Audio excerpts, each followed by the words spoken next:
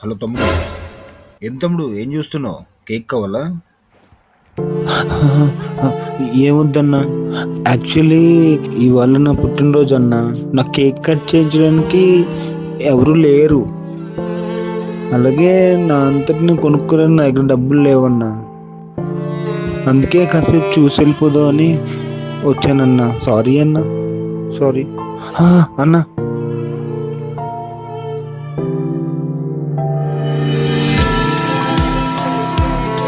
నా తరపు నుంచి కేక్ గిఫ్ట్ తమ్ముడు తీసుకో. థ్యాంక్ యూ అన్నా, చాలా థ్యాంక్స్ అన్నా.